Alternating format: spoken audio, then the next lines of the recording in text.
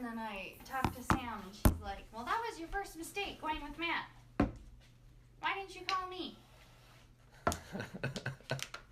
It's true. Maybe. Probably. You didn't go with me, though. You took Tate. Yeah, but we all went. It was just... I sat with Tate. We had plenty of luck, right, Toots? No, you guys just got lucky. Because I don't know how to call. So all the birds were roosted by her? Yeah. And she's sitting there calling, and they don't do anything. And we call from like 150 yards away, and they gobble at me. They're calling to you, and so how close are you to them? Oh, I watched him. 25, 30 yards. This was last year turkey? Yeah. So in you're getting... that spot you went back to? Yeah. She was set up by the fence? What? By the gate?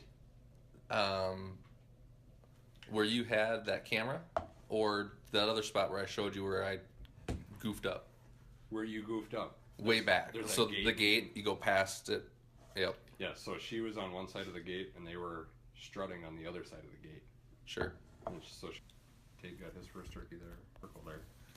And you and I weren't that far from there, and Nora got hers not far from there. There's a lot of birds. There's a lot of birds there. And now I locked in that farm. Yep. You and I, when we were driving around down there. Oh, that you still... guy? Yeah. Yeah, I talked to him again, and I'm the It's all good. That's awesome. It's a good spot. I felt a little sheepish going back to hunt. But I didn't have anyone with me, so that was my reasoning. I gave you crap. My goal, I was hoping that I could take one. Well, I wasn't going to go on private. I wouldn't do that. But my goal was to shoot one on the public, and I wanted to go walk in front of your camera. And then he'd get it, and that'd be like, he'd be like, that little bit, hey, what's up? Yeah, I just got one. It's a good spot over here. That didn't work. Funny. Camera hunting for turkeys, I think is highly underutilized. I mean, we make like a couple family days of it. We go down, talk to the farmers, set our cameras. And we go back like a week or two later, and go back again a week or two later. Check the cards, and you kind of have a pretty good idea of what's going on. Yep. I mean, obviously you can't see everything, but they're all over there, which is nice. I mean, you had them on every parts of the property. Yeah. Is that where you're close? You're gonna go put your ice house and camp? Well, it's a few miles from there. I think it's 6 miles from like where I had my camera. Sure. It's about 6 miles from that spot. Yep. Where you and I called the one in and just didn't have it on video. Yep. Or couldn't get it on video. The one that evaded us. Yeah. Where I was like, can I pull the trigger? Can I pull the trigger? And you're like, yeah. I can't see it. I can't see it. That one, as a crow flies, it's that where we're going to have our fish house is only 2 miles from there. Yep. So nice and close. Sure. And we'll just keep some food there and have a toilet there instead of having to run to Park slick. Rapids or whatever. Yep. All right. Well, I have it recording. Oh. It was like that? Smooth like that? All right, folks. We made it. We're up in the Northland, and I'm cameraman Wes, and it's the Outdoor Port Podcast, and we're at the Breuer household, and we got Nikki. She's sprawled out on a heater next to we're in a kitchen table, and she's laying on a heater, kind of in her domain, and her husband Matt and their kids Nora and Tate, and we're hanging out at their house. They invited me over, and we're chit-chatting, and our goal today is to talk about getting family involved in the outdoors and how the Breuers have done it. But first, before we get into that, I do want to touch a little bit on ice and the way that the ice has treated the world in Minnesota this year. What's the scoop? What is it? This normal to have this much different accidents of falling through, or have you seen it like this before? I haven't. And I know you've mentioned in years past where you're like, you got to let me know where you're going, because what if something happens? And I've always kind of said, well, jokingly, like, I know what I'm doing, don't worry about it. But this year, if I'm going, she's going to know where I'm at, because things are odd and sketchy. I mean, I've been lucky where I've been there's been good ice on all the lakes I've been on. And it's been uniform ice, and we drill a lot of holes, so I know it's uniform. But like Grace Lake, where this accident happened in Bemidji most recently, and a young girl passed away, there was basically like a football field size area of open water, and most of the rest of the lake had 12 inches of ice. So very strange. You know, I've never seen it like this up here. Yeah. Weather's so different. And we don't need to go into I don't know if you knew the people personally on your end, or and I know Jason did. Yep. Right. Jason worked with the gal, and you know, he had a tough time with it, and he still is, I think. But he said, I left work at 4:30 or 4:15 on Friday and said bye to her and have a nice weekend, and all of a sudden she's not. You know. Wow. It's a tough deal. So, like, I was talking to a guy, and he mentioned that this is every year, but he's like, you're just hearing about it more, or it's people have died rather than just fallen through and gotten out. So, have you heard that other years where there's just people breaking through as much, or is it the false sense of security of having like an early winter start and then it warming up and then it going back? Well, it does happen every year. I mean, we see stuff every year. Right. A lot of it, though, a lot of it typically Brainerd and south, you know? Right. And we'll always have somebody go through on Bemidji. It happens every year. Somebody gets antsy and they drive out, but they're usually like at the access or you know, some yahoo's trying to skip his snowmobile across the river mouth or something. Right, where there's just plain stupidity. But this year is different. I mean, I've been doing this a long time, and I feel like I'm pretty aware of everything around the state that's going on. You can't track all of it, obviously, but this year it definitely is, and maybe because it's closer to home. I mean, we usually don't see it on lakes around here, you know. I don't know. There's definitely sketchy spots, and even early ice when we went out, I mean, we knew where the bad spots were, so we stayed away from them. But you know, if a person didn't know where those spots were, like one lake we fished has there's like a kind of a beaver trickle, and we've known about it for 20 years. There's been a beaver back there that we've never touched. Or a family of them, and we just know that there's always going to be that spot, and we have to stay away from it. But the sport is growing too. There's more people venturing out, and the newer people maybe have less knowledge. I know up here for me, when I've come up, like even last night, like Mike didn't go out who I was supposed to go with, and I'm like, oh, I should go to a spot.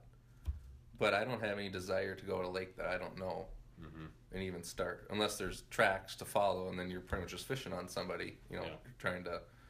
But should there be like a new norm for getting? Well, how do you go about when you are going on a lake, early ice, that you aren't aware of? What's your system for checking? Well, I try not to hit new stuff early ice. It's kind of a catch-22, because the best time to try a new lake is early ice when the fish are really snapping. But adversely, I don't know if there's springs. I don't know, I don't know what the ice conditions are like on a normal year. So I try not to try new stuff until midwinter, and then you feel a little safer. But I'm always spud bar. I've got a nebulous I can throw in my sled that's with me. I've got one on my snowmobile. I've got What's a nebulous? Nebulous flotation device. Pull cord. Okay. Raft opens, and it can hold my side by side. It can hold my sled. Save me a lot of money and save my life. But instead of my sled sinking all the way to the bottom, it'll just suspend 5-6 feet below that nebulous flotation device. So, and then I can crawl on top and wait for help.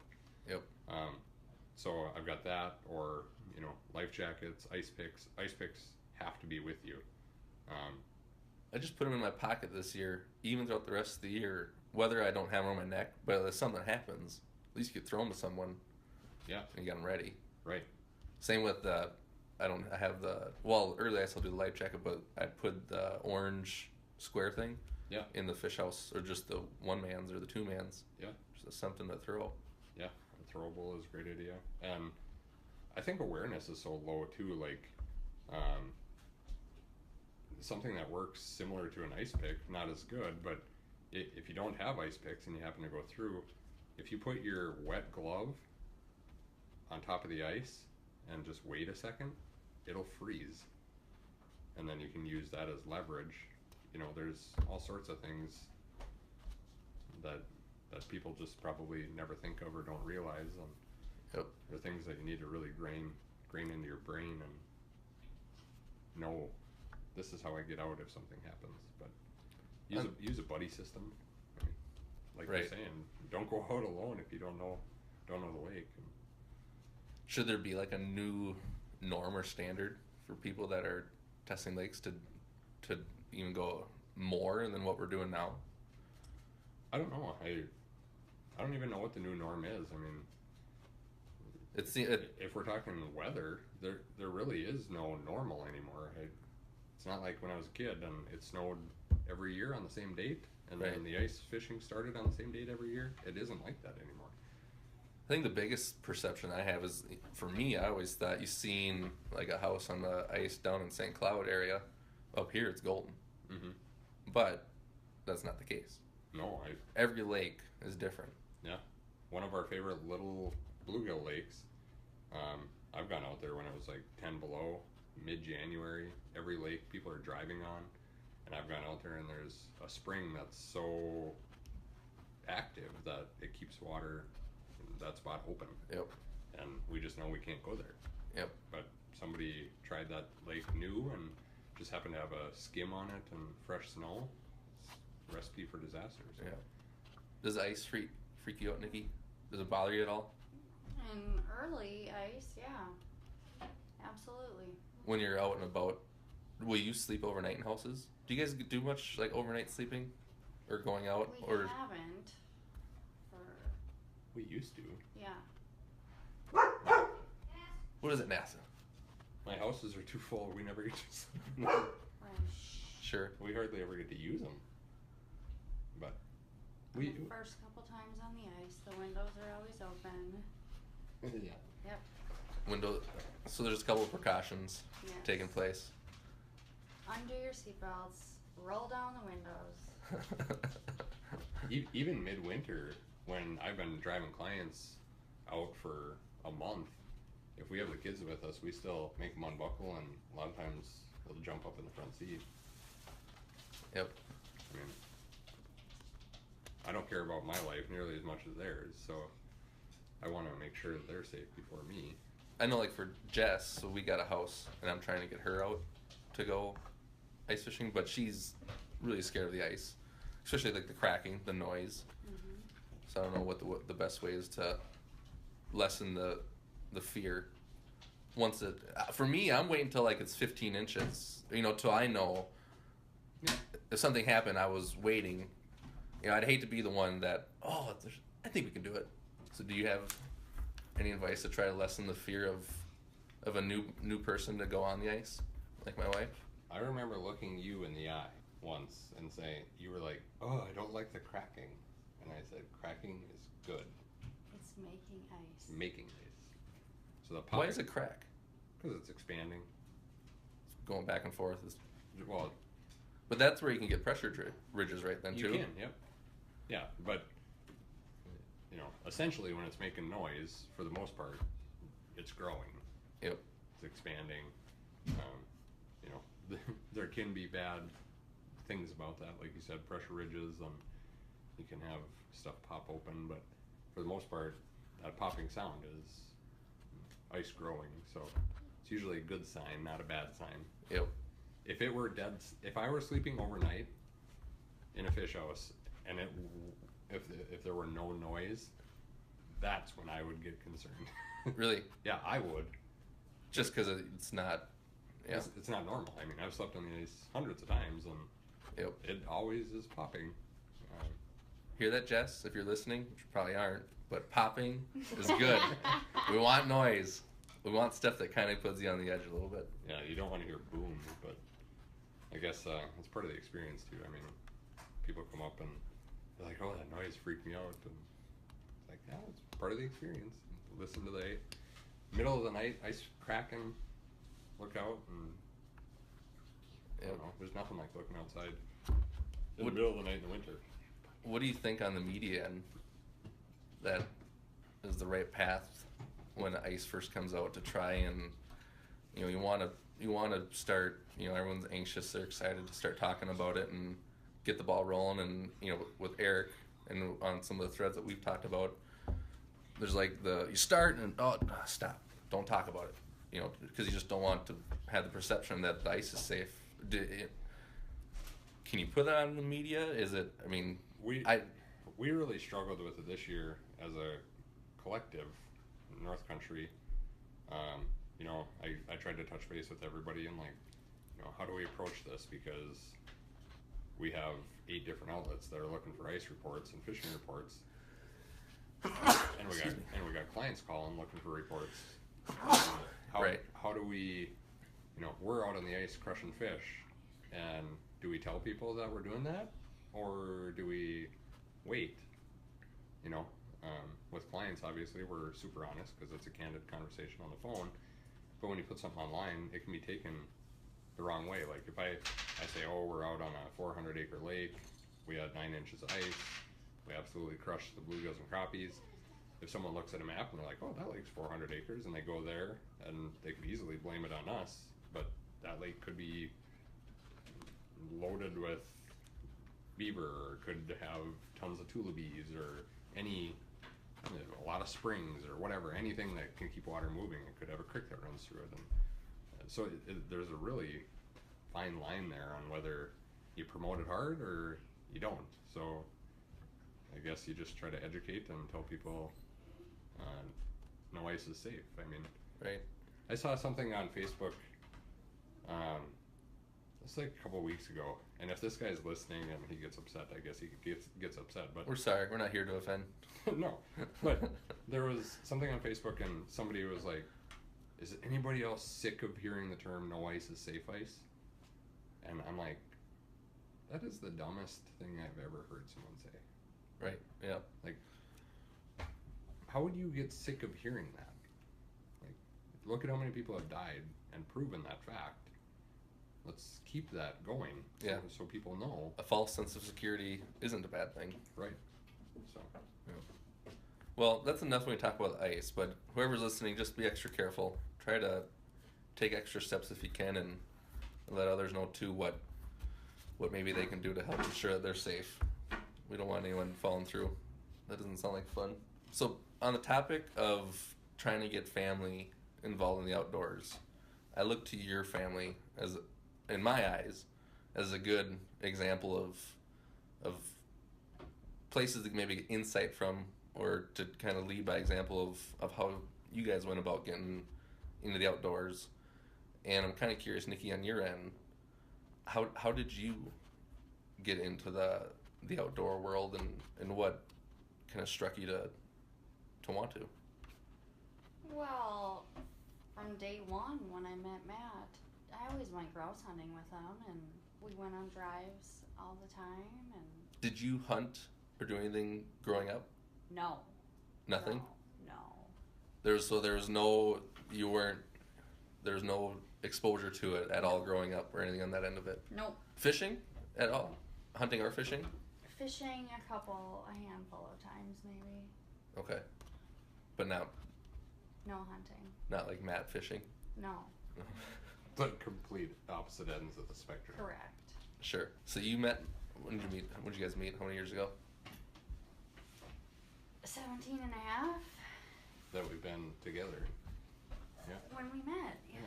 So that's when you were first exposed to, about 17 years ago. Yes. So you met Matt, give me a little bit of chronological timeline of events of kind of when, so you met him, you realize, all right, this guy really must like the outdoors or something. He might have a small problem. Well, I liked being outside. I always liked being outside. So we met in the spring. And so then it started with fishing. And then we moved to your parents' place and lived on the lake. and fished quite a bit. What was your favorite thing on the fishing end of it? Just was it something to do together, or you enjoyed catching fish? Getting a tan. Yeah. That's legit. That's At always a good first- feeling. at Some first, vitamin D. Yeah. Yeah. We'd take the pontoon out and Yeah. she'd be in her bikini and I'd sit and catch fish and she'd go, "Oh, a nice one, yeah." Yeah. And then eventually you started fishing with me a little bit. Right.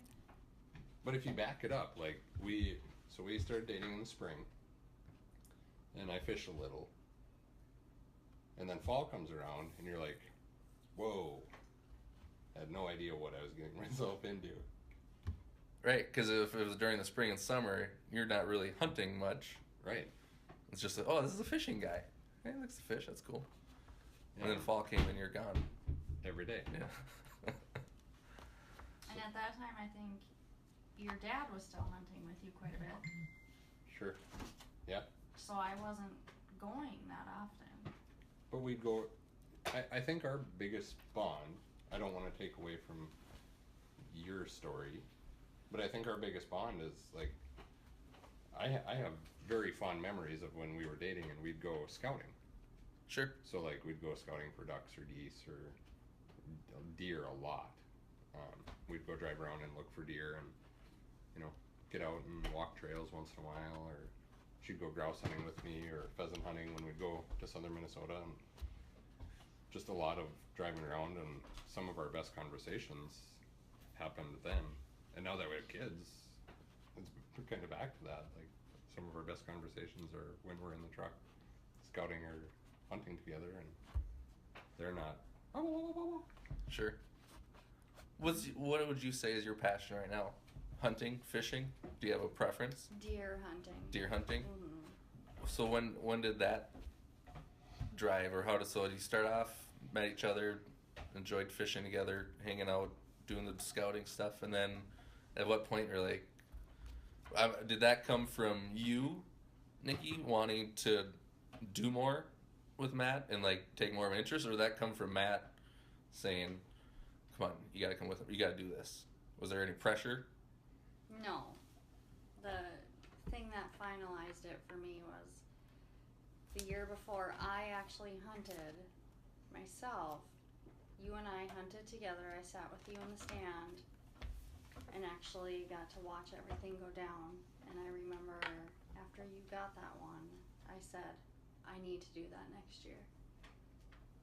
And it's something I've got to do by myself, and I think that's part of why I enjoy it. Being by myself. that's I think that's the reason I think a lot of us enjoy it. Yeah, the solitude of it. For me, just I mean, it's always fun to enjoy a hunt with somebody, but there's the enjoyment of sitting with nobody and just your own thoughts. That's kind of nice. Mm-hmm. Yeah. Yeah, and she kind of got spoiled. I mean, I remember asking you, like, I'm sitting in the box stand tonight. Do you want to come with?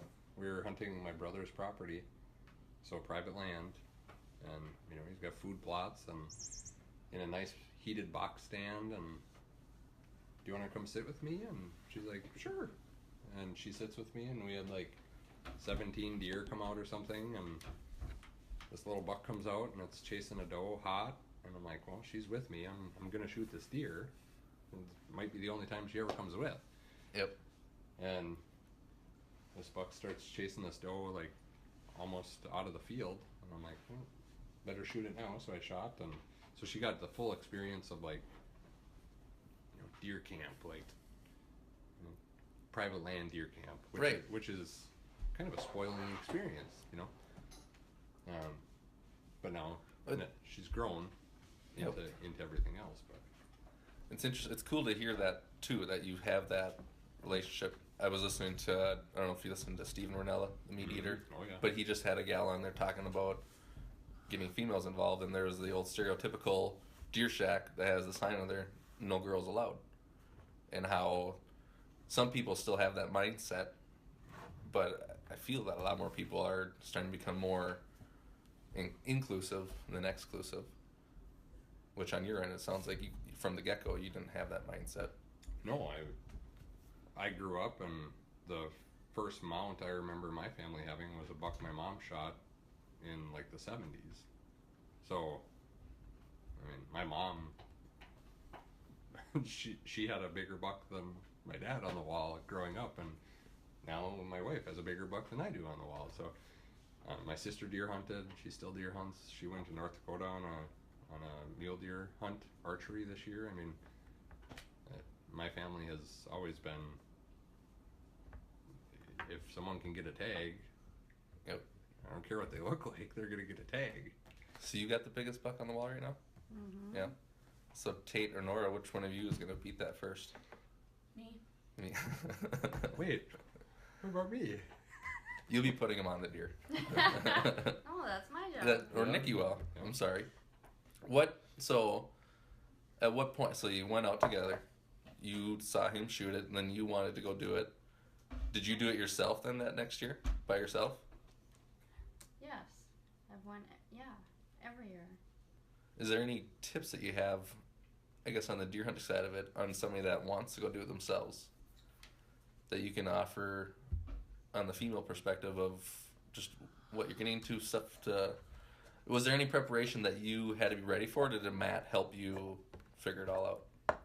Wes, he doesn't do anything for me. Yeah. That's what I was trying to get to.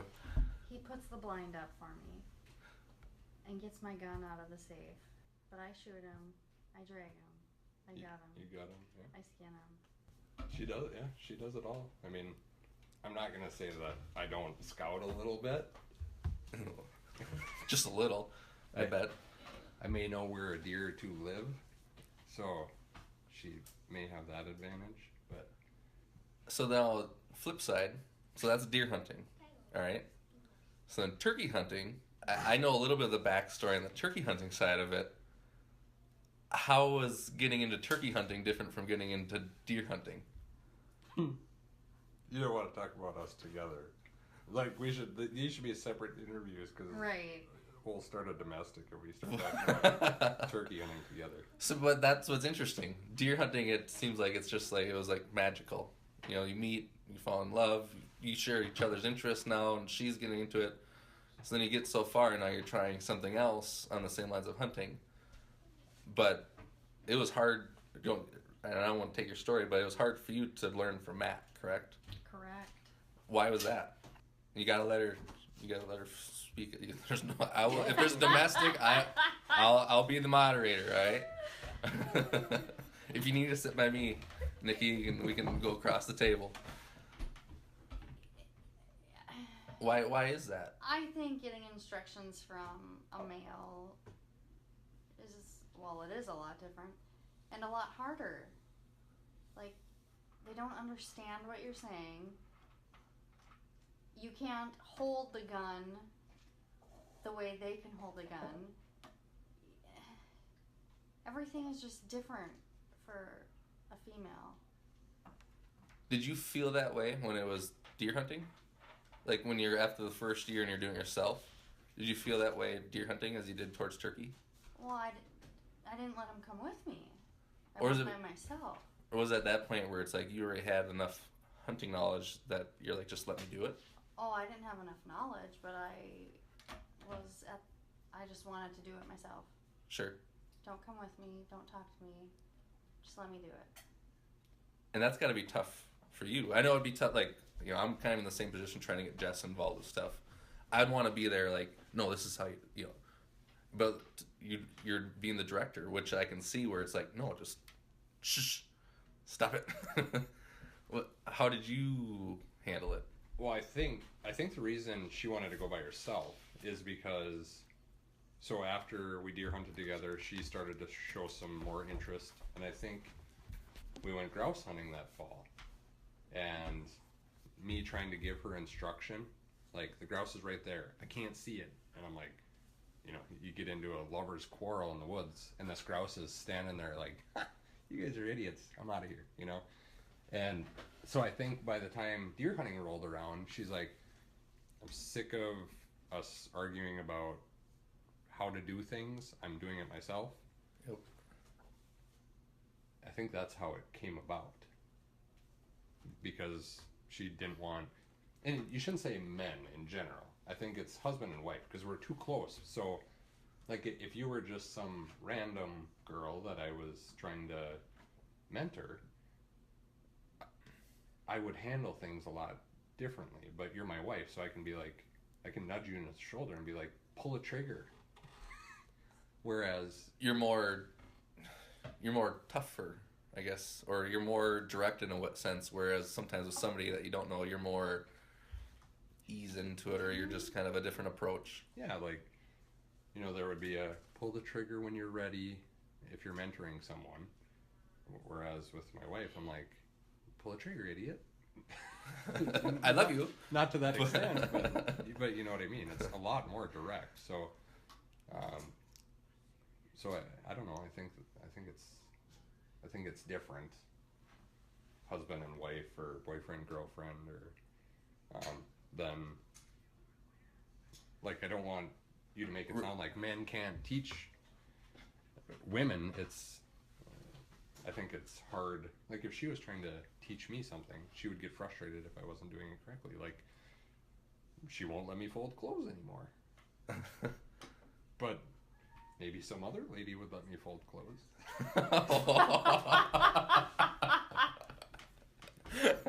It's you know, it's different. I see where this could be the slippery slope, right? Yeah.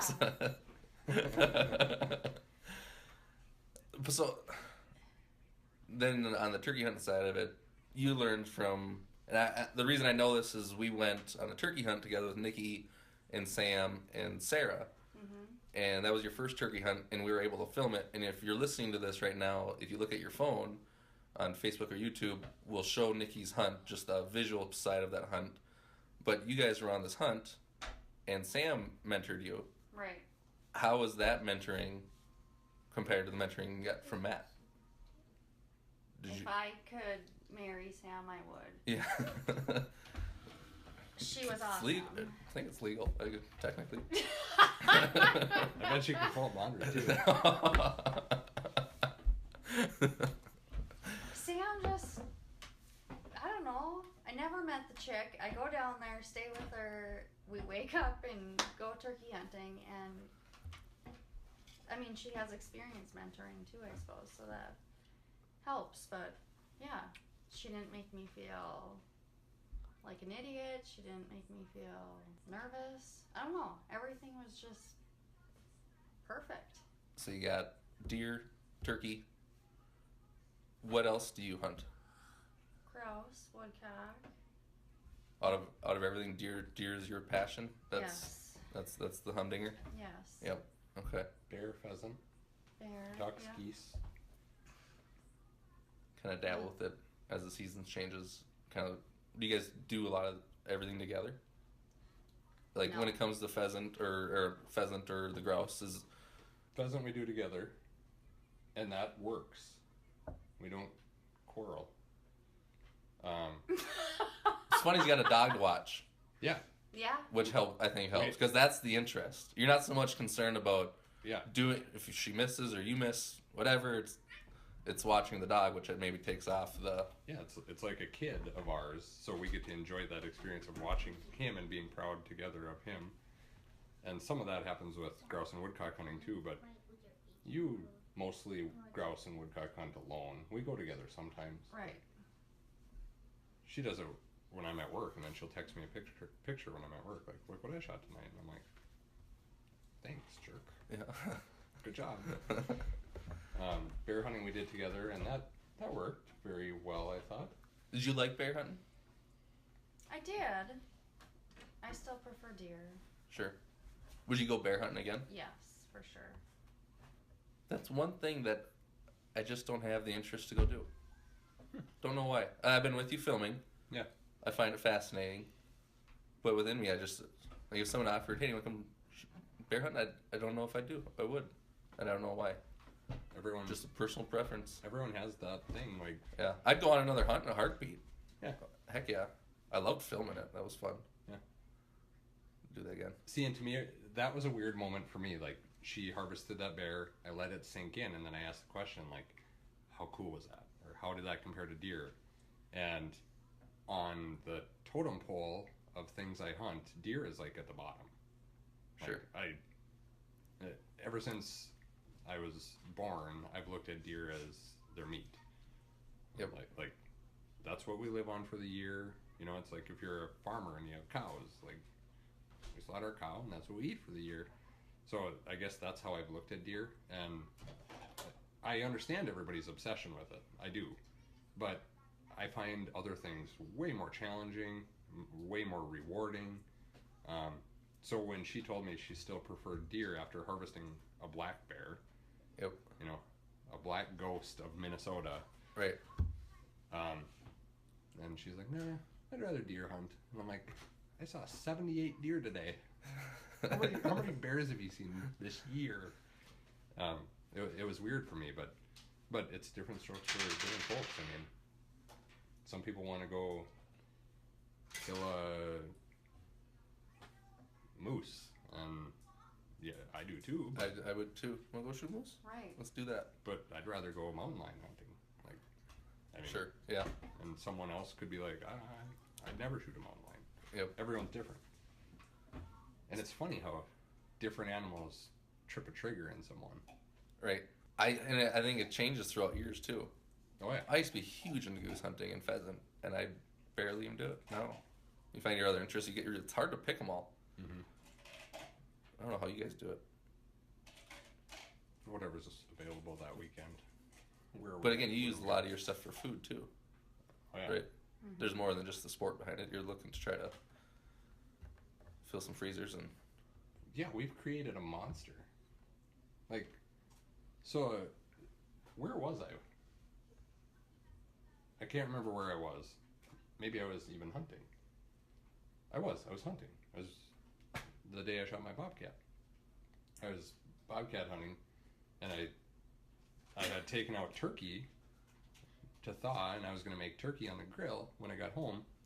And I get home, and Tate's like, look what I got for the grill. And he opens up we have a bait fridge, and we keep dead animals in there before we clean them to keep them fresh, and opens the fridge, and he's like, got a squirrel for us to grill up. That was Tate? Yeah. How did he get the squirrel? He shot it. Tate, you shot the squirrel? Yep. He shoots a lot of squirrels. But What'd you shoot him with? Pellet gun. Pellet gun. Nice job. I mean, I'm not home. Yeah. Where'd you put it? In the fridge. And I get home, and he's like, yeah, we're grilling this up. You know, like, he loves grilled squirrel, and Isn't that a cool feeling, coming home and your kids got Dinner. food? Yeah. so I'll never forget this one, and I'm scared that he will because he's young enough.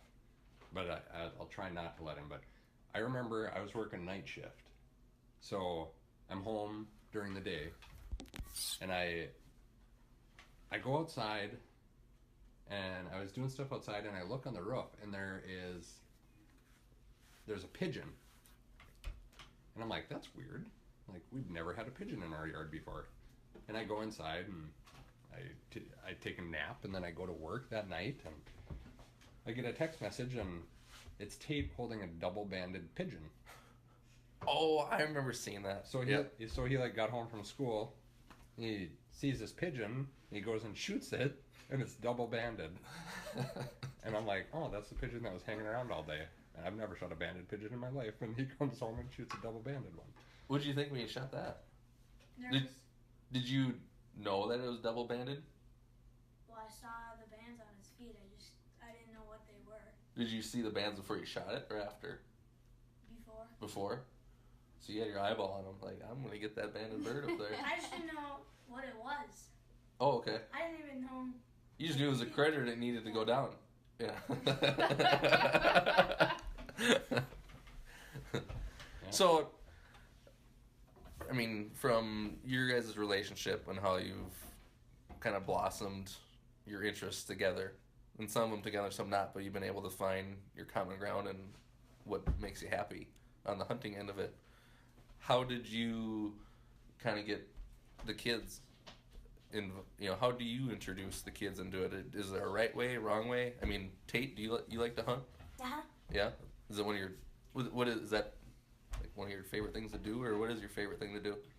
Probably play soccer. Soccer is your number one? Mm-hmm. What's second? Hunting or fishing, probably. Yeah. How about you, Nora? Do you like the hunting, fishing stuff, or what's your favorite thing? Like, Dancing or singing. are you a dancer? No. I like She to wants to. Yeah. I'm looking to get my daughter into that too. Dancing. There's like a waiting list here, Yeah. Is there? so there's a lot of dancers. And Is they it just do- for kicks? Yes. Is that what it is? Are you gonna do it? Yeah. She's still on the waiting list. What's your favorite thing to hunt? Turkey. Why? Because it's really good. It's her favorite thing to eat. You love the taste of it, of turkey. Wild How did turkey. you make it? Wild turkey. How is it? Do you know how it's made, or is it like a full turkey? Is it turkey jerky? I know what that means. I grill it up. How do the full turkey? It depends. I mean, I think we've done one full turkey, but usually just breast them and take the leg meat Sure. and just throw it on the pellet grill, and that is her favorite meal. And she shot her first turkey this past spring, and just How old are you? 7. You're 7. So let's say your dad and mom never turkey hunted. Do you think you would ever have found turkey hunting? Probably not. No. So you wouldn't have never known how good turkey was, wild turkey. So then how did you guys on your end get them? Is there a right way to go about getting kids involved? Or is it just kind of they see you both doing it and it just naturally grows? Or I don't know what happened. Did we make you? Well, you've been grouse hunting since you were a baby. We'd throw you in the car and go. Remember going grouse hunting when I was in daycare? Good.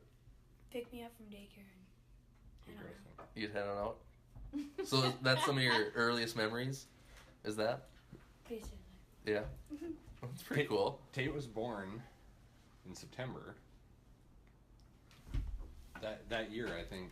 So he was born September 5th, and I think that year grouse opened on maybe like the 12th or something like that. Sure. And he was out opening day. Yep. In the car seat. And it was like a. Do you remember that? It was like having a new bird dog, a pup. Like, I hope he's not gun shy. And he slept right through the gunshots, and I'm like, I'll keep him. Maybe. For now, you get the pass free card. Well, I think just taking them along and them seeing our enjoyment in it kind of solidified, to a large extent, kids take after their parents. And I mean, if I'm out in the woods with him and I pull up the gun on a woodcock and it drops and he sees the dog retrieve it and maybe retrieves it to him, and I've got a huge smile on my face, it gives him that instant reward and gratification and feeling of joy that he doesn't even realize exists. Yep. Was there anything that you learned from learning how to hunt from Matt and Sam that you're able to take towards the kids? Well, I was just thinking because I got to take him deer hunting for his first time this fall, and I guess my big thing with him was I think he was used to instant gratification. Every time he would get to go hunting with Matt, he always was rewarded with a dead critter. And we had to actually hunt. We got up in the morning, we sat at night, got up in the morning again. Like, he had to actually work for it. It was just the two of you. Right. Phone call. Interrupting. That's all right. So I don't You know. can take it if you need to. What's for you? So you've hunted with your dad and your mom. Is there a difference with hunting one or the other on your end that you notice? Why don't you talk about our turkey experience? Me and you? Oh. I don't really remember that. You don't really remember it, or you don't want to talk about it because it was so horrible? I don't really remember. Although it was very horrible. I can remember that much. There's not much of a difference, aside from one's a boy, one's a girl. Yeah, sure. What was the turkey experience? Well, he complained of having to sit with me because the turkeys all went to them. Oh, so it was you and Nora Yeah. sitting together, and you two were sitting Yeah. together? Okay. And he told Matt, I don't want to sit with Mom anymore. So there becomes a favorites game a little bit. Whoever the birds are going to, that's the best one to be sitting with. I think it was good for him though, because he hunted with me the first few years, and it was like call, gobble gobble, bang, woohoo. You know? So there was that instant gratification. Like, Dad calls in a turkey, I got to shoot it. He makes me look good with pictures, and then he goes with Nikki, and he has to go through. You and I have gone through it many times. We've gone through it together. Yep. Where you're calling and they're gobbling, but they just will not cooperate. And I think it was really good for him to have that humbling, okay, this isn't as easy as I thought type moment. Yep. And I think that prepared him for deer hunting because he was super patient. I was very proud of both of them. I mean, I'm not that patient. Yeah. I get antsy. I want to. Nora and I belong together in a blind. Because we're both like, okay, let's move. Yep. Let's move, Dad. Right. We don't want to sit still for that long. That's me in fishing. Last time we went fishing. What's that? You like to move? Yeah. I couldn't find a good hole. And then finally, I find one. And it's the same one I was in at first. I'm Go the, to every other one and then come back, and there it is. yeah. It's tough. You guys had an experience, the three of you recently, right? You guys were out and about, and was it you were calling for coyotes? Yep. What was the scoop with that? Well, it was really interesting because Tate and I, we've gone calling quite a few times. And Nora, do you remember what you said? Said, why don't I ever get to go calling? Oh yeah. No, I said, why don't you ever ask me if I want to go calling? Yeah, so I said, throw on your boots and throw on your gear. You're welcome to come anytime. You just don't get to shoot, you know. So she throws on her gear. So this is her first time ever going. And Is it nighttime? Daytime? daytime, Day. Okay. evening, like we like to call coyotes in that last hour. Sure. And we set up on a slough edge, and we called for 18 minutes and 39 seconds. And I looked down at the call and switched it over, and I looked to my right, and Tate looked to the left, and when a 10-year-old knows that it's a wolf and not a coyote, you know it's big. And I'm like, no, it's a coyote, you know, trying to calm everybody down, and then... I was still. You knew. And Tate knew better. You knew right away. Well, at first, and then he starts to say that, and then I'm still. But we had a little talk about it after we got home on what the right thing to do in that moment was, because all I could think of was, okay, there's a wolf and it's coming at us, and now it's stopped at 30. Coming into the call. Yeah, It was your call out a ways? Yes. call was like 60 yards in front of us. Yep. And the wolf came from our left, kind of behind us, so it came past us at an angle toward the call, and it stopped at 39 yards. And all I could think is, I've got a 7-year-old, a 10-year-old, and I possibly have a wolf pack surrounding me. So I fired off 4 shots in its direction to get it out of there. Yep. And then I think the kids figured out the gig was up when I'm like, do not leave my heels. Like, stay very close together. And then I still don't think she. What was your reaction with all? Did you know what was going on, or were you kind of just along for the ride and something was weird going on? She never got to see it. No. You never saw it Not even. I only saw a buffy tail. Not even. running away? No, I only saw a buffy tail. Oh, the tail. Okay, She never even got to see the big paw print that it had. sure. But yeah, when we left, that wolf had come in on our tracks. Yep. And then wide off right before it got to the swamp. So it walked on our tracks. So I'm walking up and I'm like, okay, get closer, guys. And we get back to the truck, and then we had to have a discussion on, like I said, whether it was the right thing to do to try to ease things, or, you know, and I don't know what the answer is, because I've never had a 7 and 10-year-old with a wolf 39 yards away. Right. So my instant instinct is keep everybody calm, get the wolf out of here, and then we go. Yep. And then I'll explain it in the truck. Did your dad do a good job of that? Explaining? Did you feel calm, or were you kind of scared? When? Like when he shot and said it was a coyote, and then you guys were walking back. Did it bother you at all, or you just like, oh, okay? Were I you, thought it was a coyote. Because you said it was. that was the goal. So Dad lied, but I think it was a good one. He was mad at me. Tate was mad at me for lying. Yeah, I would have been more happy if I would have known. Because then he made me nervous because he said it was a coyote. Yet its tracks were that big. So I made him question himself. You were confused a little bit of what are you talking about, Dad?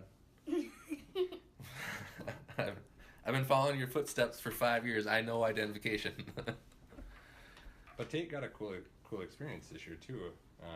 That was probably another one that a lot of parents would question. Even Nikki was a little mad at me, but I took Tate out of school and he got to shoot his first coyote. And then That was this year? Yeah. Nice. And I texted Nikki and said, I took our son out of school. He shot his first coyote. And she's like, what? You're upset for taking out of school? Yeah, I don't believe in. Your kid goes to school. It was lunchtime. What's wrong with that? I'd have my own lunch. See, I'd have to say I have a philosophy that's opposite. If I'm going to take my kid out and go spend some good quality time with him, to me, that almost is more valuable than sitting in school. But not on a, it's more of a treat, right? Yeah.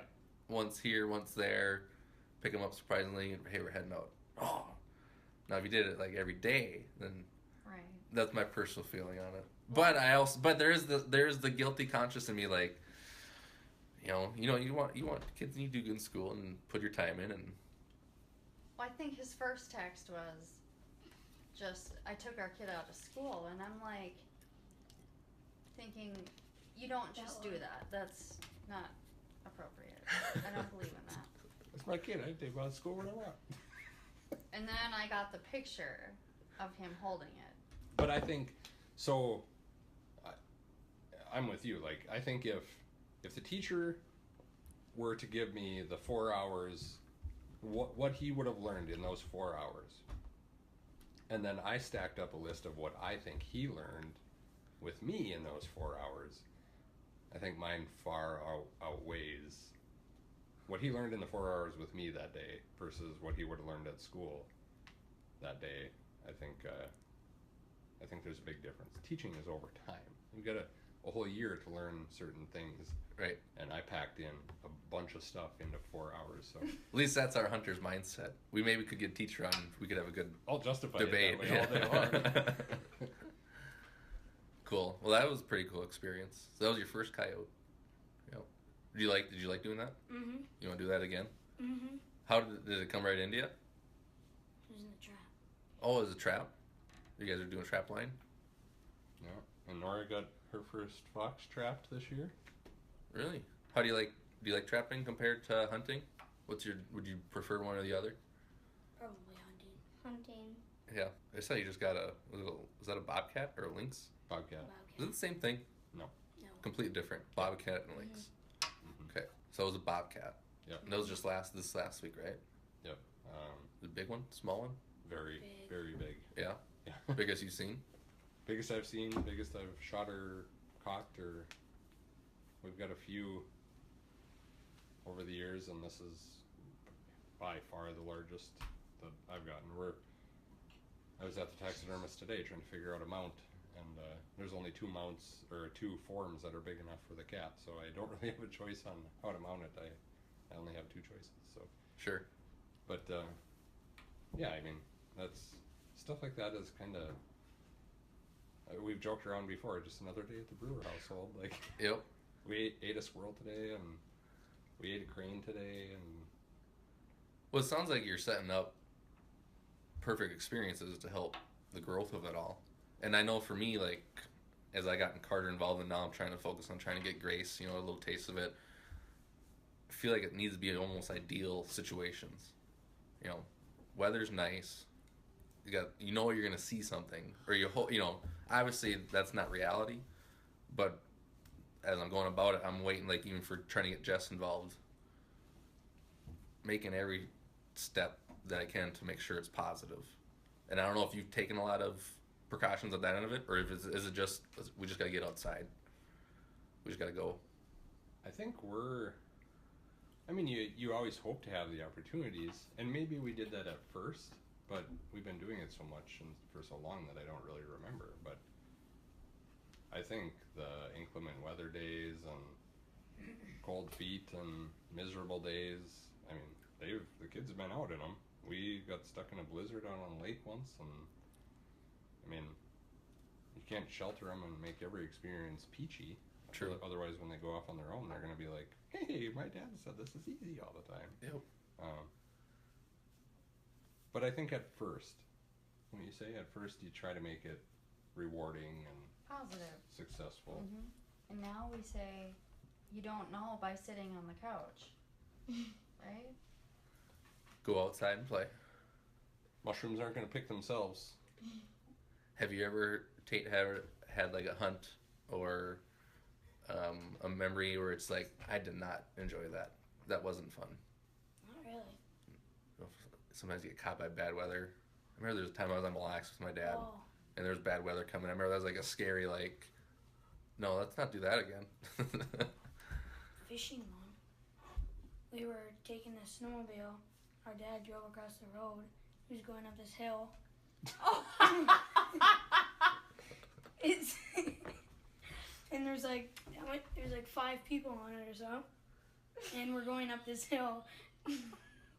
It's like starting to tip, and I dive off right away, and then the whole thing falls. No one got hurt? Yeah, Her leg was stuck under. Yeah, Or somebody's. mine. No, it's just, And then I was the casualty. He used You his were legs to fish fine. as well. We fished all day. But Daddy always said you can't tip a bearcat, and we proved him wrong, didn't we? Yep. This is a glowing advertisement for Arctic Cat and my guide service. You know what, though? It shows that, well, the positive thing, no one got hurt. And that's probably a memory that you both will have till you're 90. Remember that time when Dad tipped the snowmobile? Yeah, I do. But things happen. I mean, I was out one time driving across Briggs Lake. It was 8 inches of ice. We drove across with a 4-wheeler the day prior. Mm-hmm. Went out there the second day, going across the same tracks. 4-wheeler hits the water on a snowbank, and our trailer goes in. Scary, extremely scary situation. The 4-wheeler stayed on top. But, you look at your dad, and you're always like, you got so much trust, or in your parent, that, yeah, this is good. And then that happens, you're like, whoa, wow. It's just part of kind of the excitement of being outdoors and the adventure, and you don't know, a wolf coming in, the unknown of what's going to happen. So it's pretty cool to hear. If you got any more stories on your dad, we can fire away. Well, I can think of a few like mushroom picking deadlines where, okay, we need 20 pounds for a restaurant by 6 p.m. All hands on deck. 50 million biting flies and 8,000 mosquitoes. Kids crying. Keep picking. No, then we send them back to the car. But there's been some pretty miserable days. How about the time we got lost? Mushroom picking? Yes. That was a bad experience for me. And I know it was a bad experience for him because he cried for like 2 hours straight. That'll happen. And he's maybe... Thanks a lot, Dad. Are you old enough? Or were you old enough? Do you remember that day? Or not? I don't remember how old I was. But do you remember that day much or... Okay. Yeah, I got turned around and my cell service wasn't working. Oh. And I couldn't pull up Google Maps to figure out where I was. And the mosquitoes... Around here, unknown territory. On territory, in a spot I've picked mushrooms for years and years and years and years, and I have no idea we had good picking and got turned around. It can happen to anybody, and we rely so much on our electronics now. And I look at my phone. I'm like, oh, I'll get us back to the road. And I look at my phone, and I'm like, we're nowhere. Yep. And I start walking, and I keep walking and walking and walking and walking and just paralleling the road. And he's crying, and I'm like, oh, it's fine. We're just taking a detour, trying to play it off like, yeah, Daddy's got this covered. yeah. And then finally I squared up with him, and I'm like, we're lost. Yep. And he's already crying because of the mosquitoes, and then he's really crying. And I'm like, hop on my back. We're going this way, and I dropped a hat in a tree. And I went, and I looked back at the hat. I go, and I look back at the hat. And then all of a sudden, my phone dinged. I think I got a message from someone on Messenger or something. And I'm like, oh, hallelujah. Right here is where we're stopping. And turns out I was like 70 yards off the road, just walking parallel. Yep. Like 2 miles from the truck. Yep. That was a, oh my gosh, I'm a bad dad. It's not a good feeling, especially if you have a kid with. Oh, and he was if it was just you, it's scary, but. He was like 2. Sure. I mean, he was little. 3, maybe. But I don't know, I think. Well, Can you think of any? You got a smile on your face. I was thinking. She's like, I got a ton of them. The snake. The time we were picking and that garter snake or whatever. And he stood up on the steps of the deer stand. Yeah. And There's a cried. stand right He by- wouldn't get down. That's right. Brought me up there, and I was like, ah! They chased you up the tree stand? Darn snakes. I hate snakes. I like gardener snakes. Can you manage snakes? Or does it bother you? If I had one, Well, of I mean, Oh, I'm I'd be a huge baby. fan. I'm a if I had wimp. one as a, Do you like snakes? Yeah, I don't I do if I have them as a pet, but I feel like ones that are out in the wild, I'm like, Yeah, adios. exactly. They give me the heebie-jeebies. Can you think of any bad experiences?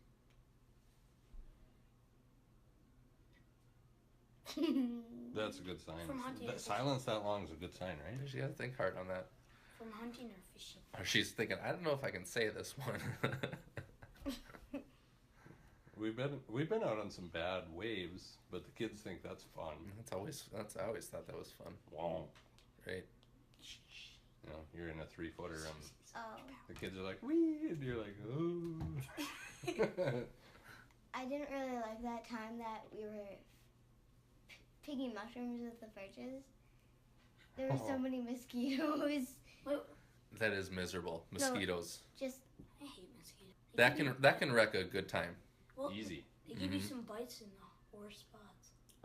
I was just thinking, I kind of got sidetracked in my mind, which happens a lot, but I was thinking of like recruitment. So like once Nikki started hunting, then she had some other friends that started hunting, and it's kind of a snowball effect, Mm-hmm. And like Tate, he had a friend over, and I can't remember if it was I think he was just over for the day, and I had to go check on renters in the fish house, in one of the fish houses, and I called the mom and said, I've got the kids, and I think Nikki was in town grocery shopping or something, and I had to go check on clients, and I called the mom and said, do you mind if he comes out onto the lake?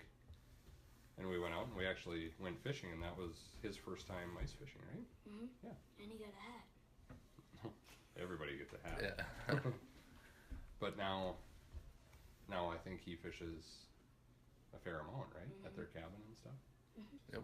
Just that one trip. Stuff like that's really cool. Yep. What time do you guys go to bed?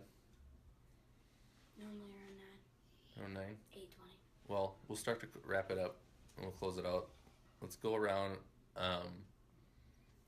What's one piece of advice? Let's say if you're talking to a buddy at school, what's one piece of advice that you give them to try to get involved in the outdoors? Oh, that's hard. You can think about it for a little bit, or if Nikki or Matt or Nora, we'll go around the table, and if you got a piece of advice of why you should get involved, or if you got a personal experience that you think somebody needs to hear of why they should go, experience the outdoors, because I guess there's a lot of people out there that don't do it. and they're not aware of it. You do get a good reward. What's that? Dinner tastes very good. Very true. There you go. Tate's got dinner. You get a good reward. You got food after you're out hunting or fishing. You get something to eat. You know what? So here's one thought. Speaking of food, and we drove by the Malacca Pantry the other day, and it was lined up with people outside. And it hits you, especially this time of year. You're like, geez, you don't know how good we got it to have what we got. And then you see somebody that doesn't have food. I wonder if there's like a hunting program you can come up with to see whoever is in that point in their life where they need to go to the pantries to get food, where if there's people that are interested to hunt, that people like us or whatnot could find those people, take them out, show them, all right, we're going to go hunting, and if you do get something, we got the capabilities to package it. Here you go, here's your deer for the year. Yeah. I don't know if that would fly or not, but that was just a thought when you mentioned the reward of it. I was trying to think of something, how you can like, you always want to give back, or you go to the place of hopes and make a meal, but sometimes would it give you more long-term value to go show them how to get a meal? Sure. But then you're handing over guns, and there could be some legality side of it. Well, maybe not. Fishing would be easier. Especially in the summer. I mean, anyone can walk down to a bridge, and if you're not an elitist on what you eat, you can catch fish that you can take home and eat over an open flame. I mean, it's so easy to live off of fish. Right. I mean, you can catch it's healthy for you. Yeah, you can catch them anywhere. I mean, pick a shoreline. If you get enough little sunfish, you're gonna make a meal. We're all into this, like, it has to be this size to eat. Well, no, it doesn't. I can eat a 4-inch bluegill. I guarantee it. Yep. It's gonna be like a chip. Yeah. It's gonna taste good. I guarantee I can make it into food. Right. It's true. I mean, really, if you think about all the little lakes that catch little fish, but if you were just looking for a meal for the night, you go through 10 minutes, and you got a meal. Well, just think about this. So, I know we're getting sidetracked again, but let's say I want to take my family out for fish. Yep. To a restaurant. We're looking at like $80. Yeah. Right? Okay, so my kids fish free under Minnesota. They don't need a license. My license is whatever. Nikki's license is whatever. We buy so many licenses, I don't even know what they cost anymore. But let's just say Nikki and I have. Let's just even it out and say $80. Let's say we have $80 invested. Well, bluegills, we can have 80 of them. You know how long we can eat on 80 bluegills? Yep. And for the same price? I mean, that's meal after meal after meal after meal after meal. So you think about it in terms of food, which we do a lot. We try to eat everything. We don't buy beef. Don't buy chicken very often. You think of it in those terms, there's some really good long-term value with food. So he's got a good point. It's a very good point. Yep. Nikki, do you have anything, or Matt, to close on of final thoughts of just getting outdoors? Go ahead, dear. Nikki's shaking her head like, this podcast thing. Well, for me, I've said this a million times and I've written about it a million times, but for me, when I was a kid, if I wanted to spend time with my dad, like, I had to go hunting or fishing. Like, if I wanted to be with my dad, I had to be on the lake or in the woods. Yep. And that most of my memories with my old man are there. They're in the woods, out in the open. I don't have a memory of my dad and I playing Tecmo Bowl on Nintendo. I don't have a memory of us watching a movie. Yep. I have memories of us playing catch, but again, that's outdoors. You don't make memories inside. Right. So getting outside is key, and I think it's so good family-wise. Like, I'm racking my brain trying to think of a single memory with my old man inside, and I can't think of one. Sure. So There's lots of them. Oh, I mean, I'm sorry, not inside, outside. lots Yeah, of outside, not Yeah, yeah. inside. She's my little follower, so, and I think she's in a similar situation that I was in with my old man. Like, I was going to the taxidermist yesterday, and I yell in, "I'm going to the taxidermist, anybody want to come with?" And she sees that as an opportunity to be with Dad. Nobody wants to go sit in a stinky taxidermy shop. She just wanted to hang out. Anything on your end, Nikki? For a fellow coworker, gal that you know that isn't a hunter or fisherman, of why they should go try it? Well, I think I kind of did that with Catherine. Like, she saw that I was starting to get more into hunting, and then she wanted to start coming with. Do you think that for all hunters, none of us can really explain it? It's tough.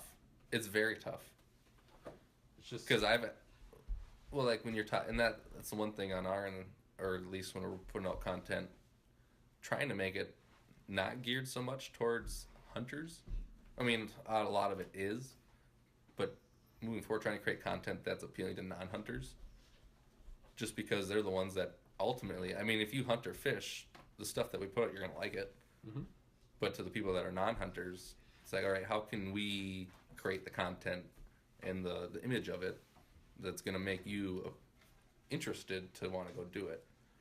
Because I know, for like Jess, she sees the video of us with a bear hunt, and that's an immediate turnoff for her. It just sits in her place, like, you know, media or TV and movie and Hollywood has created images of a bear. Bear, you know, Yeah. it's a childhood thing that you grew up with. So I think that, you know, there's stumbling blocks where it's, and like we even mentioned on that video with the bear, you know, caution, what you're about to see can be disturbing for some.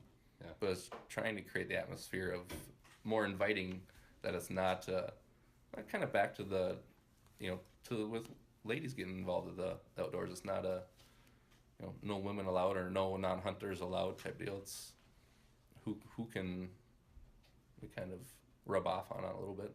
And I'm sure it's very hard for, I mean, you know, I do a lot of promotions and stuff too, and it's very difficult to express that feeling. Like that like 5:45 a.m. when the turkeys start gobbling and the frogs are going nuts and the sun is just starting to crest, and like, how do you put that into words? Can't. You're right. You can't. You just got to go do it. Yeah. At least once. And not even bring a gun out with you. Oh. Just to sit out in the woods is enjoyable. Like, to your point, just being alone.